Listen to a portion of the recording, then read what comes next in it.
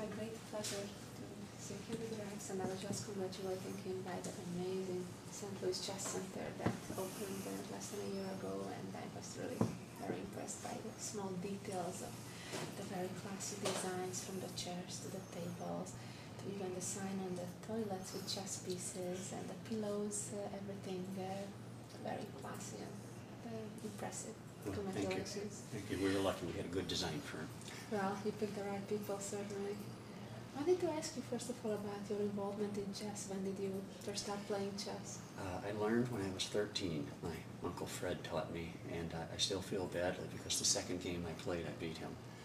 And You must be talented.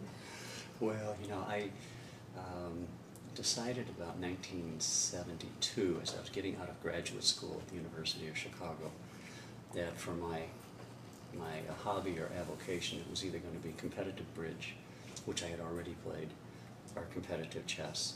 And my wife had no interest in bridge, so I said chess it is, because that I could do by myself.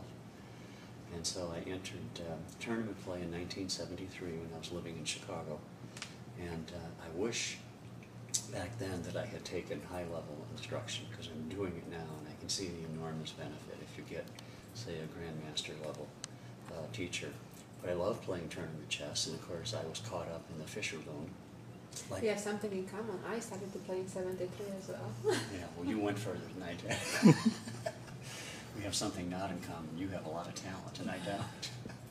So, but, and I played until 85 when I was traveling a lot for business, and I had young children, so you can't, you know, tournaments, as you know, are in the evenings. See, that's another thing in common. Nights. After I had young children, I quit playing as well. Okay, well, and you know why, because of the travel. But I retired from the investment management business 3.5 years ago, moved back to Missouri. I'm doing a large variety of things, but a lot of them are chess. I'm taking a lesson every week, and I do plan to go back into tournament play. And I suspect that there are tens of thousands of people like me, maybe hundreds of thousands, because our age group is now retiring. And there's lots of us, and there are lots who probably played chess sometime in their youth.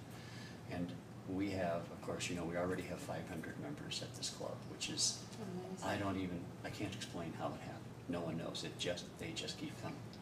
And so starting in June, I will teach a class to about 8 or 10 adults who all took up chess for the first time.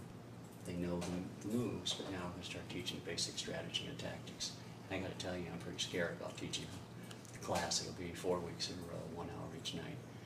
And I'm quickly discovering it's a lot easier to be on the side of the student than it is the side of the teacher. But I got interested in 13, and that was my career. And I tried to stay with it after 1985.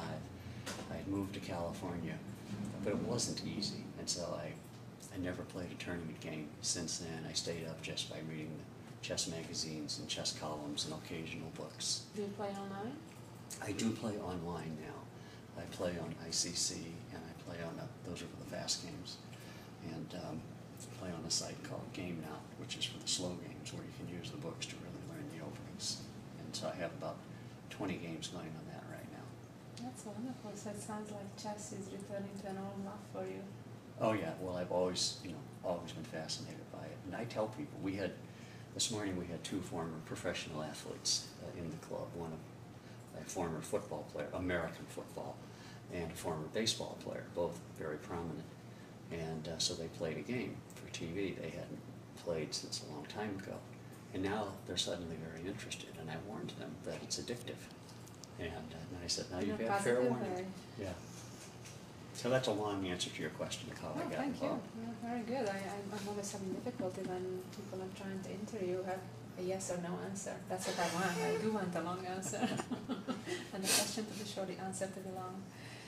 So how came the idea to actually open the chess center? Because it's one thing you play chess, a lot of people do that, but very few people like you actually went a big step further, opening such a fantastic facility for the community.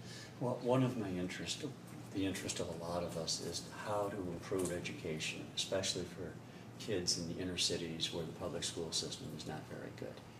And of course, scholastic chess has been big here for a long time. It's just never publicized. So it occurred to me and others that if we could create a really nice chess club that could be a resource for scholastic chess, that would be a wonderful thing. So we started looking at various buildings. When we saw this, we knew this was the place. It's close to the center of St. Louis, close to the inner city schools. And so Scholastic Chess was a big motivation, in addition to just having a spectacular chess club that could become chess-centered and put St. Louis on the map in terms of chess. And then, of course, there were people working on this, and they were spending someone else's money, so they built a beautiful chess club. I think it's probably a great honor for the club to, right in its first year, host the U.S. Championship, and I know the participants appreciate at the same time, of course, the opportunity to play at such a beautiful venue, and it was such a great prize fund. How did that come about, That's U.S. Championship? a very interesting question. It was actually a remarkable coincidence. I believe you were on the USCF board, as is Randy Bauer. And he was down here in St. Louis having lunch with me on an entirely different subject. He works for a firm that does consulting for cities and state governments. And we're trying to get studies done to see how St. Louis, the city of St. Louis, can improve its tax structure. And so that firm has been hired. So we started talking about chess, and this was last June. I said, well, why don't you come over just a block or two away and see the chess club that we're building? And he walked in and he was pretty amazed by what he saw. And I said, you know, it's my fantasy someday to host a U.S. Chess Championship. And he said, well, you know, they're looking for a sponsor. And that is exactly how it happened. So we applied just like that.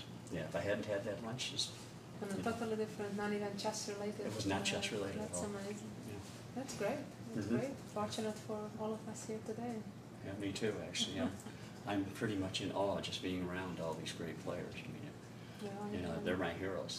I'm sure you'll have a thrill for the next 9 days. Yes. Looking at their games and interacting with them. They're nice people. What are your long-term dreams and goals with the chess club?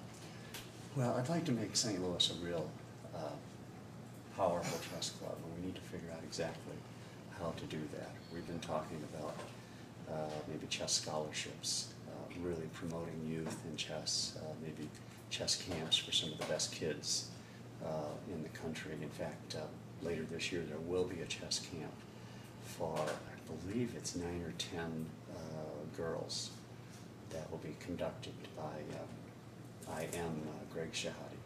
And so that may be a way to go. And I have to confess, one of my goals is to get a world championship here. That'll take a few years. It is an ambitious one. It's a lot tougher to do that because there are many competitive venues.